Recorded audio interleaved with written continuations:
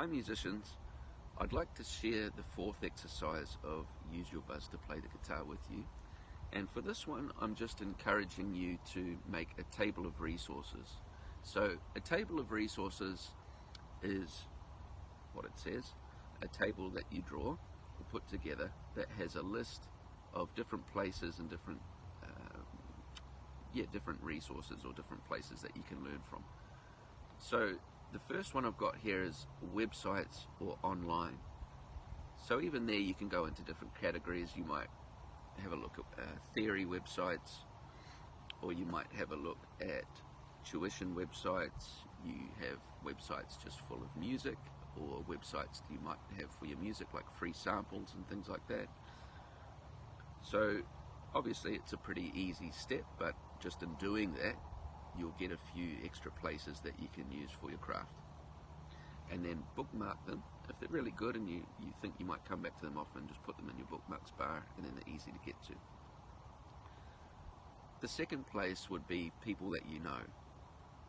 And for this, there might be people you forgot, friends of friends that play, or you might have a cousin that went to a guitar teacher once, so you might try and contact that guitar teacher to help you get someone to jam with.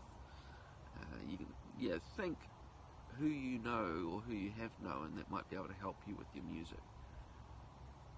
And this is really good for bands that are starting out, because you can put together a bit of a street team. You might be able to write down some friends that can help you with your posters. Some other friends might be able to help you with merch or at the front desk for your gigs. So yeah, that can be quite useful in itself as well. The third place is libraries. So in the library, you can obviously still find books on music, whether it's autobiographies or actual tuition books.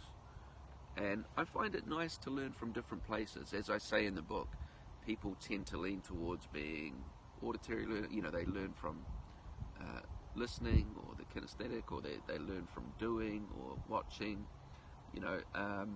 but I think it's nice to learn from different places anyway, in different ways. Sure, you can have your one that you prefer, and it might be listening to audio books. You might really gravitate towards that, or listening to audio while you're doing something, or while you're relaxing. So, but again, try another way.